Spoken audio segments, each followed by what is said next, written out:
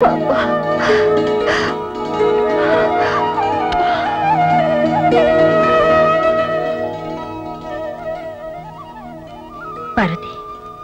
ఇక నుంచి ఇది నీ బిడ్డ.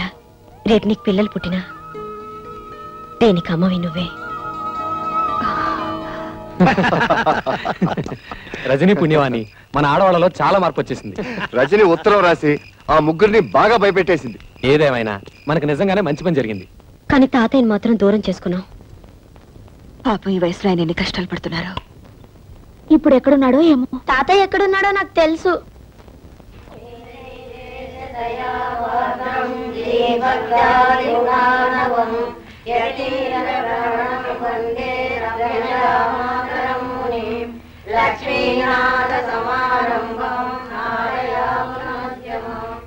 తాతయ్య, మమ్మల్ని క్షమించండి తాతయ్య. మీరు లేని ఆ ఇంట్లో మేము ఉండలేవు. మాతో వచ్చండి తాతయ్య. మీరు ఇక్కడికి ఎందుకు వచ్చారో ఇప్పుడు నాకు అర్థమైంది. ఉండండి. ఇవిగో, నా ఆస్తి కోసమేగా మీరు ఎంత నాటకం ఆడుతున్నారు. అవే ఆస్తి పత్రాలు, తీసుకెళ్ళండి. మాకే ఆస్తి అక్కర్లేదు, మాకు మీరు కావాలి తాతయ్య. మా మొహం చూడడం మీకు ఇష్టం లేకపోతే మేమే ఇల్లు వదిలి వెళ్ళిపోతాం. అవును తాతయ్య, మీరు మాత్రం ఇక్కడ అనాథగా ఉండడానికి వీల్లేదు. నేను అనాథను కాదమ్మా, అనాథను కాదు. ఆ మహాతల్లి ఎవరో నన్ను కన్న తండ్రిలాగా చూసుకుంటోంది. ఇది వదిలి నాకు విలువ లేని ఆ ఇంటికి నేను చచ్చినా రాను. మీకు అక్కర్లేని ఇల్లు మాకు వద్దు. మేము మీతో పాటు ఇక్కడే ఉండిపోతాం. మీ మొండితనం వదిలి వెళ్ళిపోండి, మర్యాదగా వెళ్ళిపోండి. వెళ్ళరా, వెళ్ళకపోతే మీ కళ్ళ ముందే పుడుచుకు చచ్చిపోతాం. వద్దు తాతయ్య, వెళ్ళరా, వద్దు తాతయ్య, వెళ్ళరా. వద్దు.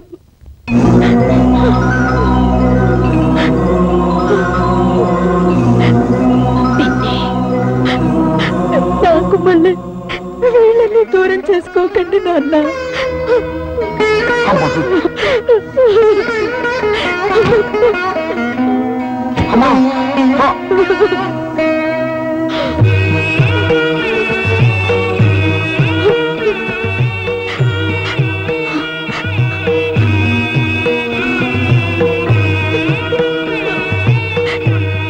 అమ్మా, ఇంతకాలం ఈ దేవాలయాన్ని నా పేరు మీద నడుపుతున్నది నువ్వా తల్లి? తాతయ్య, కూతురుగా తన దూరమైనా మనవరాలుగా నేను మీకు దగ్గర అవ్వాలని కోరుకుంది మా అమ్మ. కృష్ణవేణి, రజని నా మనవరాల. రజనీ, నువ్వు కృష్ణవేణి, తప్పులేమైనా చేసుంటే క్షమించండి. క్షమించాల్సింది నేను కాదమ్మా, మీ ఇద్దరునమ్మా, మీ ఇద్దరునమ్మా. వాళ్ళ ముగ్గురిని ఫాలో అయితే డొంకంతా కదిలింది. ఇన్నాళ్లుగా తండ్రి పేరు మీద ఆశ్రమం నడుపుతోంది అదన్నమాట. రేయ్, దాన్ని ఎలాగైనా పట్టుకురా.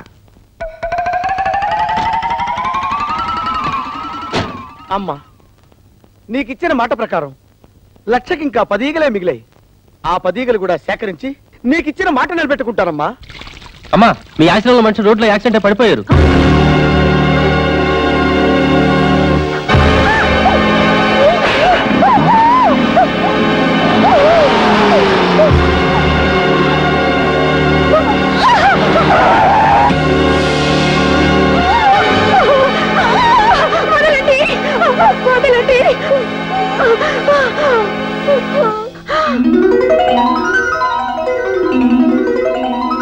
ఎన్నాళ్ళు ఏంటంటే మిమ్మల్ని చూసి.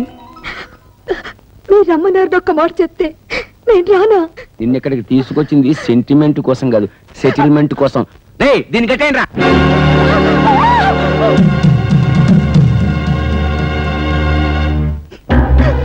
నీకు నాకు ఏ సంబంధము లేదని, రజని నా వల్ల పుట్టింది కాదని స్టాంపు పేపర్ మీద స్వహస్తాలతో రాసి సంతకం పెట్టు. మీకు నాకు సంబంధం ఉందని ఏనాడు 10 మంది ముందు చెప్పలేదు. 10 మందికి చెప్పలేదే, కానీ నీ కూతురు ఒక్కదానికి చెప్పావు కదా, అది నా పరువు బజార్కి ఇచ్చింది. మర్యాదగా నేను చెప్పినట్టు విన్నావా సరే, లేదా ప్రాణాలతో బయటికెళ్ళావు. ఎందుకైనా మా అమ్మని బలవంతంగా లాక్కొచ్చింది? సిగ్గులేదు? మర్యాదగా మా అమ్మను వదులు.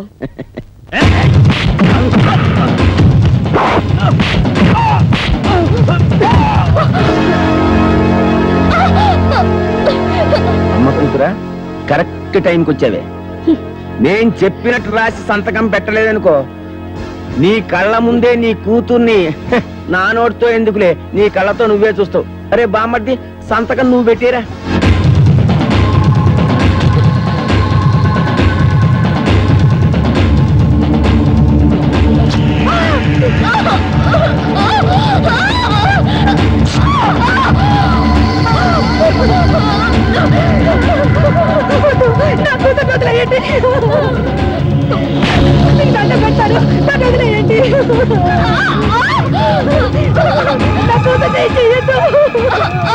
కొద్దిసేపట్లో నీ కూతురు శీలం పోతుంది.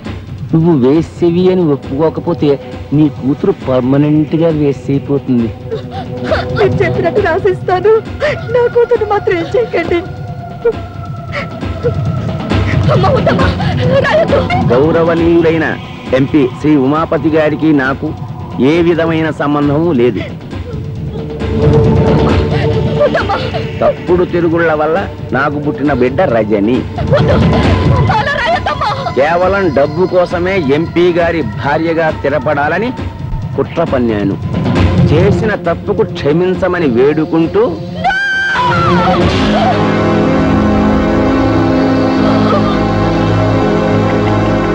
నీలాంటి భార్య ఒక్కతున్నా చాలు.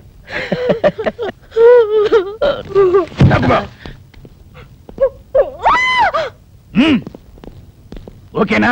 ఓకే. ఫోకస్ ఓకేనా? ఇది కూడా ఓకే సార్. ఇప్పుడు మీరు కాల్ చేయండి. నేను కాల్తున్నా ఏం లేదు సార్, ఇప్పటి వరకు మీ ఆవిడ గారిని మీరు చిత్రహింసలు పెట్టడం, పత్రాల మీద సంతకాలు చేయించుకోవడం, మీ బావమరిది అమ్మాయిని రేప్ చేయకపోవడం అంత పగడబందిగా ఈ కెమెరా రికార్డ్ చేశాం. పనిలో పని కాల్ చేశారనుకోండి, అది కూడా రికార్డ్ అయిపోతుంది. అవును, మీరే కాల్చక్కర్లేదు, మేమే కాల్చి మీరు కాల్చినట్టు మీ ఫేస్ క్లోజ్ షాట్ వేసుకుంటాం. ఎందుకు చేస్తున్నారా ఇవన్నీ? డబ్బు కోసం. ఈ క్యాసెట్ తీసి ప్రెస్ వాళ్ళకో పోలీసు వాళ్ళకో ఇచ్చామనుకోండి, డబ్బు వస్తుంది. ఎవరు దొరకలేదు అనుకోండి, జమిని టీవీయో ఈ టీవీయో ఉన్నదే ఉంది. మిమ్మల్ని ఆవేశపడకరా, దాన్ని కూడా రికార్డ్ చేస్తారు. మీరు ఎవర్రా? నేనెవరో మీకు తెలీదు, వాళ్ళకి తెలుసు. అవును నేనే. మీరు వాళ్ళ మనుషులు. చూస్తారా? పట్టుకోండిరా, పట్టుకోండిరా.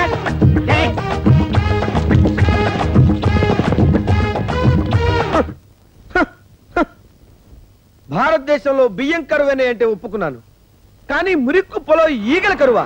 సార్ సార్, ఈ రోడ్డు మీద ఈగలు ఎక్కడన్నా కనిపించా సార్?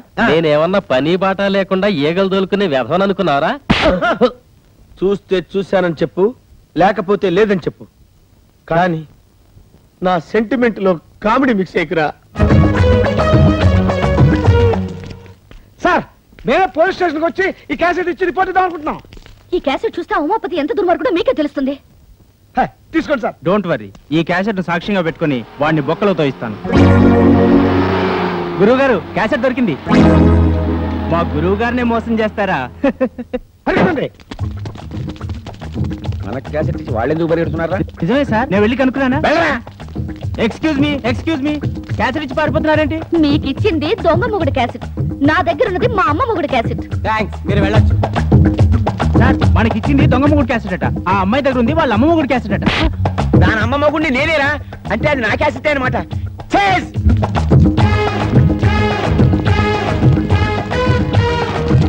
ఎవరు వీళ్ళు?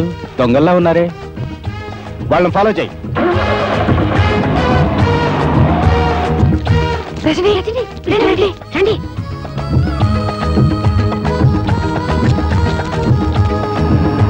మా దొంగ పోలీసులు మీకు ఎలా తెలుసు? వాళ్ళ మొహాలు చూస్తేనే తెలిసింది.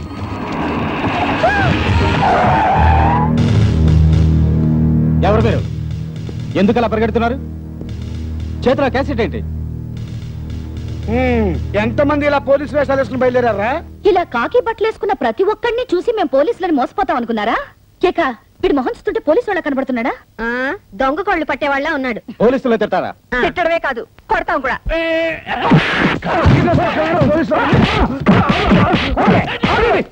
మేము దొంగ పోలీసులు కాదు, నిజం పోలీసులు.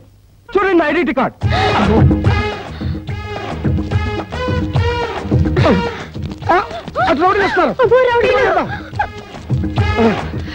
అందరూ గ్రూప్ గా వెళ్తే ప్రమాదం. మీరు ఇటు వెళ్ళండి, మేము అటు వెళ్తాం. ఇదిగో ఇదిగో మీరు మా వెనకాల కదా పరిగెత్తాలి. అటు వెళ్తున్నారేంటి? ఇటు రండి అయ్యా.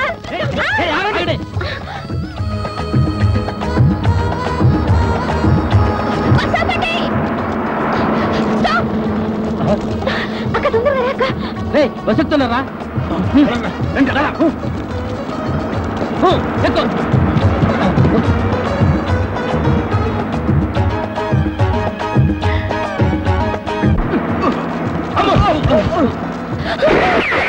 మర్యాదగా క్యాసెట్ ఇవ్వండి, లేకపోతే అందరినీ నిర్దాక్షిణ్యంగా కాల్చి పారేస్తా. క్యాసెట్ ఇవ్వండి.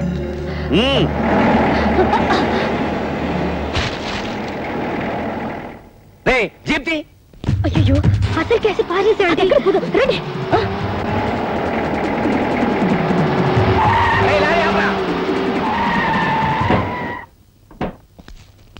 రే చెత్త కుప్పంతా రోడ్డు మీద పడే. నడు రోడ్డు మీద సార్ పడేయరా అంటుంటే.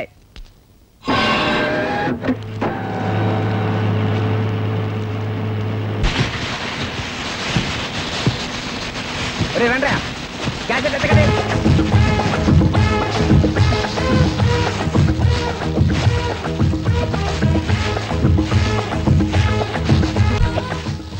అటు చూడు.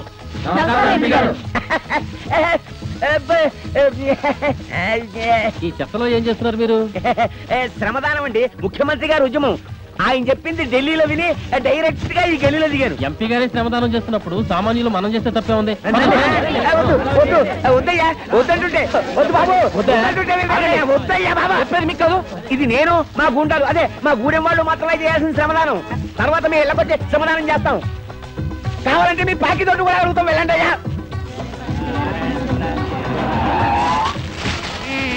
మధ్యలో ఈగలోటి.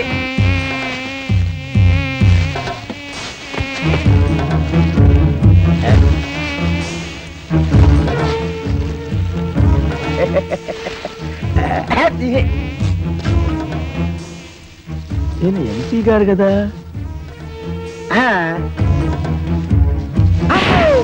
ఒకటి ఎక్స్క్యూజ్ మీ. కొట్టారంటే పట్టుకోండి. ఎవరా నువ్వు? మా అమ్మ కొడుకుని.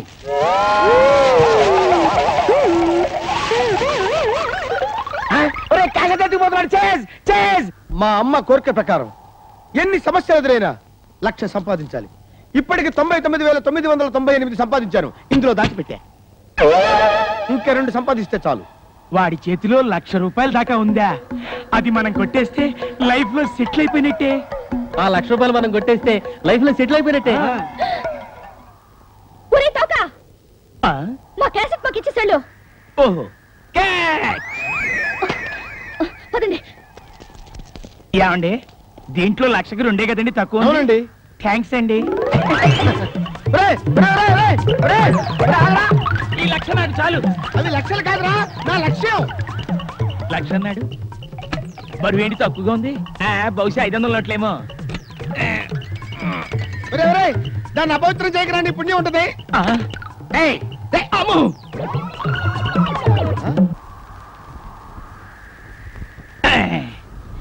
థ్యాంక్స్ అండి, దీంట్లో 1,00,000 ఉంది. తెలుసు, మేము పంచుకుంటా. నా 1,00,000 అవి 1,00,000 కాదురా, నా లక్ష్యం.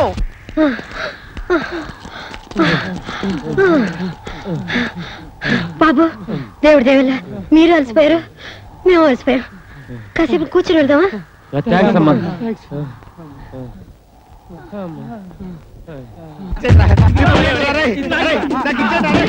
ఆడుకోవచ్చురా, ఎవరైనా కనబడతారు. నా లక్ష్యం రాదే. అయ్యో అరే ఇచ్చాడే. అమ్మా మన లక్ష్యానికి మిగిలిన 2 ఈగలే కాదమ్మా, బోనస్ గా 5 శవాలను కూడా సమర్పిస్తాను.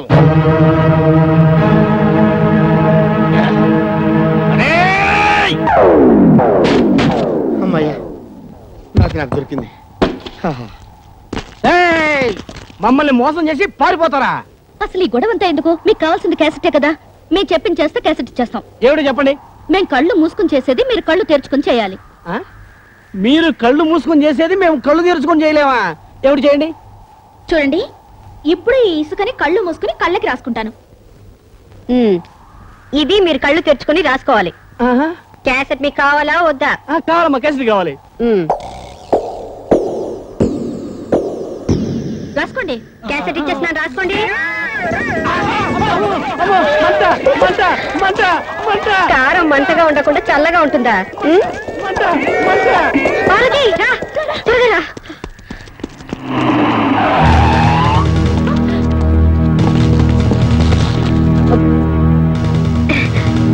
సార్, మీరు నిజమైన పోలీస్ అని తెలియక దేవుడి దేవుళ్ళు మిమ్మల్ని బాగా కొట్టేశాం. ముందు ఆ క్యాసెట్ ఇచ్చి మీ కథలు స్టేషన్కి వచ్చి చెప్పండి.